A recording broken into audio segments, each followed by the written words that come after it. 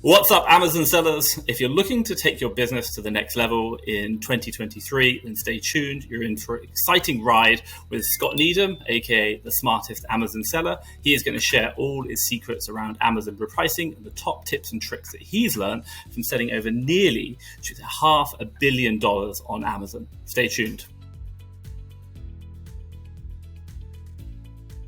Right, if you're joining us today, I'm super excited to be sitting here with Scott Needham, aka the smartest Amazon seller. This is a seller that I've been following for a long time, watching his journey and seeing all the gems that he's been sharing within, the community. And it's great today to learn more about what he's learned around Amazon repricing, Amazon repricer, and the top tips and tricks, which we can all use in 2023. Scott, I don't want to, jump in and introduce you for everyone else, but if people don't know who you are, can you tell us a little bit about yourself and, your journey so far? Sure, yeah. Been selling on Amazon. In 2 weeks, it'll be 10 years. Where it's been my full time. And oh boy, lots of change since then. But we scaled a reselling business, like probably wholesale, working with distributors and everything. We scaled it to do over 65 million a year. And I've always just been on the back end, just like operations and software. Learned a lot of things that I wish I would have known 10 years ago. And as I have built more software tools, some of them that I do actually now offer as a service. At first, for like the first 7 to 8 years, it was all internal stuff. I've been looking back the last 10 years and sharing more of like what moved the needle for our business. And, in terms of like I said, repricing, there's a few things that I learned at 5 years into this that immediately had impacts on margins. It's a really good hook because it's true. I can show you the day that I went from 14% gross margin to 19%. And yeah, so hopefully some of these can help you guys. Fantastic. Before I just jump into, the journey and what you've learned about it, why did you start selling on Amazon? How did that come around? Well, I had a brother that was doing it. And he actually scaled to about 2 or 3 million by himself. And as I was watching him, we had talked about me jumping in because in 2013, 2012, there was no software, nothing. Actually, let me clarify that. There was one software category, that was repricers. That was the only category that people had done stuff with. Most of the original software actually came from booksellers. They were the first ones to, jump into the marketplace. And booksellers, repricers were that was the lifeblood for them. So I jumped in just to to help build out automations and, made a hard business much easier. Definitely, you can see that. Obviously, you said he was doing 2 million, and obviously you've now gone up to I think the video I saw with you is 60 million you were doing, and obviously these are some serious numbers. Yeah, I still partnered with him in all of our businesses, and it's been a fun ride. Wow, definitely. And the one thing I'll just say on the side note, the one thing I love about you and the content that you share is you are very technical. You love diving into the data and really understanding. That's your passion, isn't it? Yeah, it's a tough world to I think e-commerce is technical. You're dealing with computers, and hopefully things that you do scale. So I don't know, just talk about what I know. And I spent time on spreadsheets. No, fantastic. And I think that's an interesting thing. We used to go back a long time ago, it was trade, and now with the likes of Amazon, they're getting very numbers driven, and we need to be that way. We need to be very analytical in our approach and methodical in the way we work. And I love the content you share. Before we kind of jump into the repricing strategies, question I want to ask you: we talked about repricing. Just really quick, to you, what is a repricer? What does a repricer do? What does that mean? It just makes quick decisions for you all the time. You probably can be a good repricer yourself for a dozen products. But if you start to have 100, 200, 1,000 different products, the conditions change throughout the day. And in a lot of ways, a repricer is just taking advantage of these you could almost, it could be a very intellectual debate about this is a perfect market where prices can change any minute. And they do change. And, it's how do you react to the current market conditions? And you can change how you react, at any point of the day, at any point of the month. And if you want to bake in hundreds of decisions done for you, actually, I'm almost millions of decisions at this point done for you, a repricer is how you do it. Definitely, and thank you for that. And I think for me in my business, I have nowhere near the number of SKUs you have. I think you talked about 100,000 in another video I looked at. I'm only 1,000, but still doing that manually would be like impossible. It just couldn't happen. Yeah, it's funny. I ran across someone that only had maybe 75 products, and they were still doing all the repricing manually. And this is like, only 2 years ago. And boy, what a time unlock was it for him just to use a repricer. Like all of a sudden he just got like 2 hours of his day back. So one question I just want to ask is, you talked about it earlier on. You talked about gross margin moving from 14 up to, I think it was 19, 20%. The one question I always just want to ask is, what is gross margin? And what contributes in towards that name? Yeah, generally people think, gross margin is, you take your cost of the product and you're like what it costs to fulfill that product. And then like your margin is like just how much profit you have on top of that. And brick and mortar stores, decades ago, before, the internet kind of like pushed prices down, they generally go for 50% gross margin.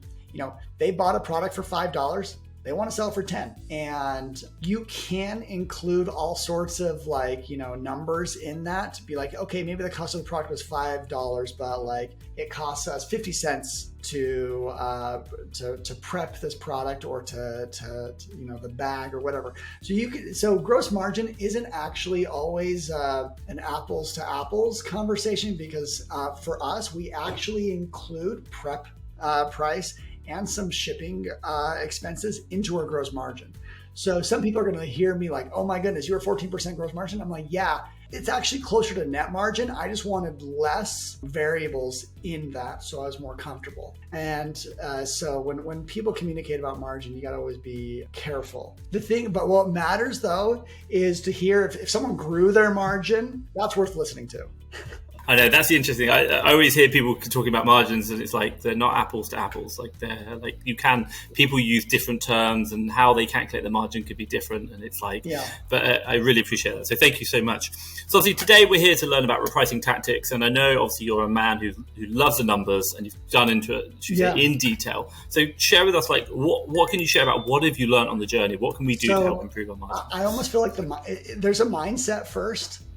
What's our goals and what our trends actually are real. Our goals, are to price as high as possible, while getting a sale. So knowing that, you're looking for reasons to raise prices. Obviously you want to capture the sale and not lose the sale. But so we're fighting between a few different things. And with Amazon, that's the introduction of the buy box, how you win it. Can you sell without owning the buy box?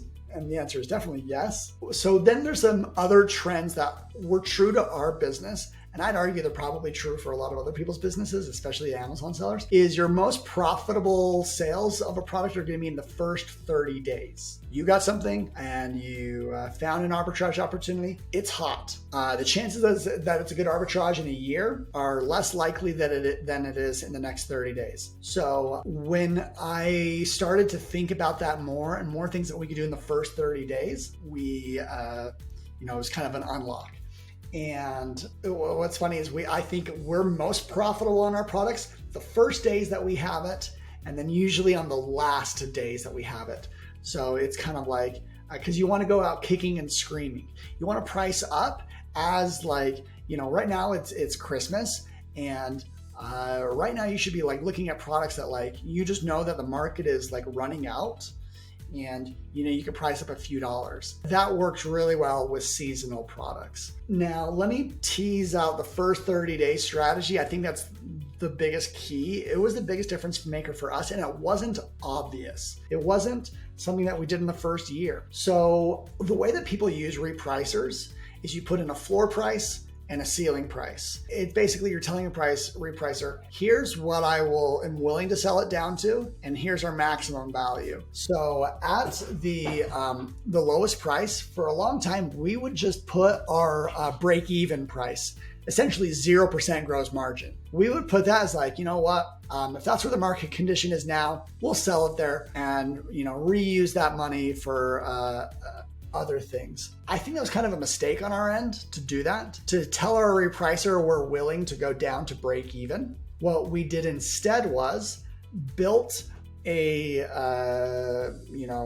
kind of almost like a schedule of like, okay, for the first 5 days of the product, actually we don't want to sell break even. We're going to tell our repricer 20% gross margin. It doesn't matter if there's people below us. It doesn't matter, if whatever is going on. We just put it there. If we achieve sales, we leave it. If we don't, then after 5 days, we'll go down to 15% gross margin that we tell the repricer. Then, as the days go on, we slowly decay down to break even. So why did this have the effect that I didn't expect? Because there's a lot of things that happen on a single Amazon offer that aren't always obvious. Maybe the people pricing below you are not, they don't have the Prime badge. It's actually okay to lose the buy box to people that don't have the Prime badge, because customers will select you on the offers list. They just want that guaranteed shipping in 2 days. That's why the repricers sometimes can get a little over eager to be aggressive to win the buy box. And we found that the best input was to tell our repricer, no, let's be greedy for these days. And if it works, let's keep going. And if it doesn't, we slowly have kind of a discount schedule over time. And after 90 days, that's kind of when we hit our break even. Note that is 90 days without selling. When products sell, we're happy. It's so odd why repricers sometimes get this wrong. And it could be very simple things like maybe a Prime offer is coming, but it's actually still being received. And so the customer is telling this is actually going to ship in a week. And that's another situation where you've seen some things in the buy box that aren't actually what the customer wants. And so it's another reason why they'll look, maybe they see something more expensive and they'll select it. So it's not particularly intuitive to be a higher price product, but it goes back to that original idea of capture the most margin you can in the first 30 days. And I think that's a really interesting thing. I live in Mexico and I shop on Amazon, and I always tick the Prime delivery because there's a lot of merchant fulfilled, and I'm like, no. So I hide everything that isn't available straight away, which I kind of understand. But then also I understand for you, obviously you're looking at really that margin over the first 30 days and how that's performing. And these methods that you're talking about now, while they might on a granular level might seem a bit like, I don't know how that works, but it improves the number. We're seeing that number, and you talked about it 14 up to 19. So fantastic. Yeah. And I think that's what we're looking at, that measurable. Yeah. And I think other people may have implemented this. Like I said, I think it was a mistake for us to go down to 0% gross margin to break even. So some people have already been kind of doing this. You got to figure out what's best for your large catalog. If you have 100 products, you're not gonna optimize every single one into the perfect situation. Agreed. So you talked about the front end, first 30 days, and you talked about the tail end as well. Tell me about that. What's the situation there? Very similar. Where we also have a process that looks like how many days we look at the last 3 days or the last 10 days, and at that sales velocity, when are we going to stock out? And if we're going to stock out in less than 2 weeks, we notch it up $1 or $2. Don't even look at what's going on. I built a ton of systems to try and look what was going on. Look at a competitor stock levels. Doesn't matter. Your sales are your sales. And so we would raise it up for a day or two. And if it still sells, we raise it again. If it completely drops off, we'll go back down.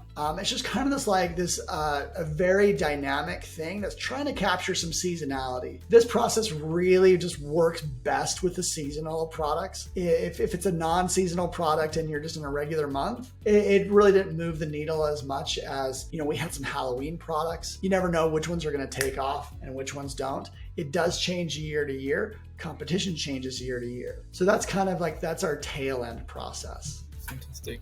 What other top tips can you share with us? Right. So these next ones are a little bit just simpler. They're not as complicated.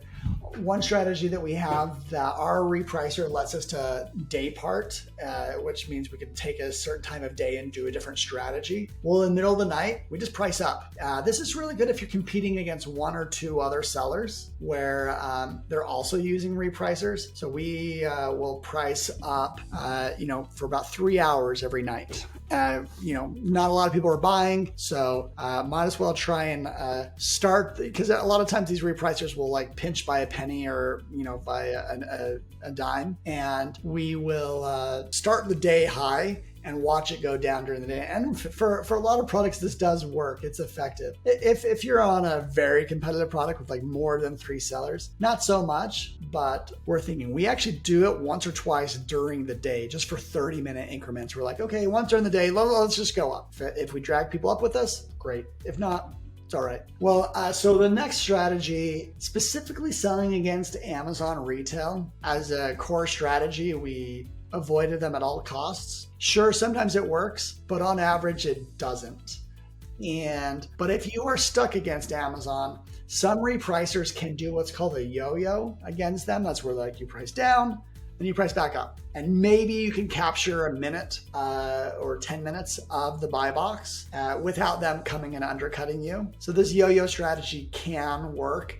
It's a way to capture the buy box and not completely destroy the price. It really works if a product is really competitive. Not competitive, like it sells like crazy. We're talking several products a minute. Yeah, several units a minute. This can work, or even several units an hour. That can work. Where capturing can actually do that. Another strategy. This one actually is very if you are by yourself on a listing, this works best. Because it doesn't affect the buy box rate.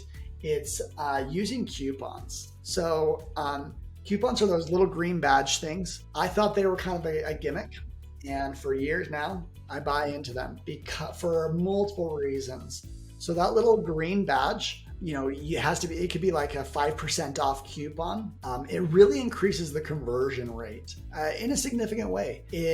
We found when we looked at all of our stale products, so like I said, we had thousands of products. We looked at all of the ones that were over 180 days of stock.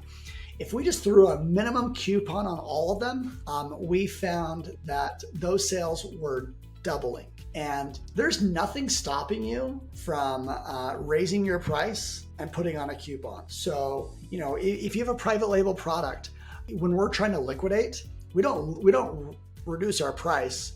We just increase the coupon. So it's kind of like a core thing to selling on Amazon. These little tricks that you can do that apply in certain situations to get what you want the most. And in a liquidation scenario, selling is the best. Everything else gets harder and uglier. So even if you have to sell it at a discount, do it. And so I've always loved coupons. Can I ask, how do coupons affect when you're competing on the buy box with other sellers? They don't. But customers can see if they've got a list of sellers. They sometimes can see that someone's offering a coupon. So actually, if you are stuck on a very competitive listing, maybe even stuck in a map scenario, well, a map is, if you've got a relationship that you really want to keep, some of them will see a coupon as breaking map. But if you've got a situation that, you want to consider using a coupon, and maybe those shoppers look through and they see it. One crazy thing about coupons is not everyone even uses them. In fact, about half the people don't click on it. Interesting. Thank you so much. And obviously you mentioned about yo-yoing in your repricer. Are you happy to share which repricer that you use? Yeah, Channel Max is what I use. It's kind of it's been around for a decade. I've tried a few others. I don't actually think it matters too much which one you use. It's more of how you use it. And Channel Max is one of the most configurable that I've come across. And, it's the UI is, there's a lot of bells and whistles to jump and understand, but it gives everything that I've said, it does it. I haven't had too much problems with it. No, thank you. Thank you so much for sharing. Any more top tips that you want to share with us around repricing? Well, the final one actually kind of leads into the software tool that I built, but it's kind of just it's more of a mentality that you make your profits when you buy the right product. So it's kind of like, okay, what else can we do that lead to these more profitable situations? And that's, by finding the best products.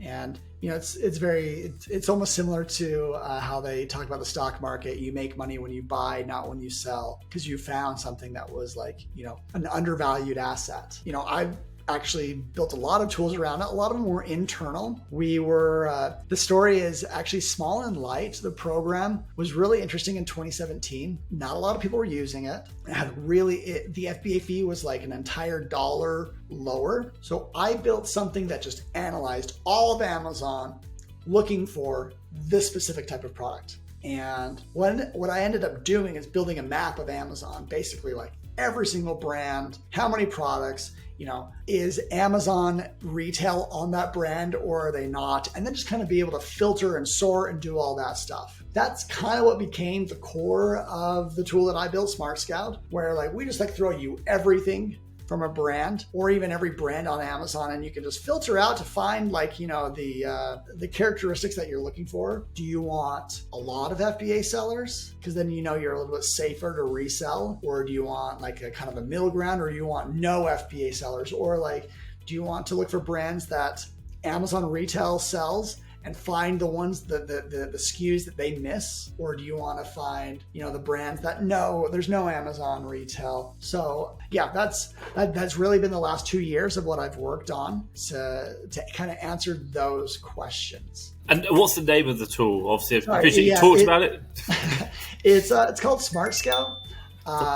The one way that I like to think about it is like product research tools have been around for a while. This one kind of takes a step back, and it's more of a market research tool. Like you kind of like look at the entire market at once.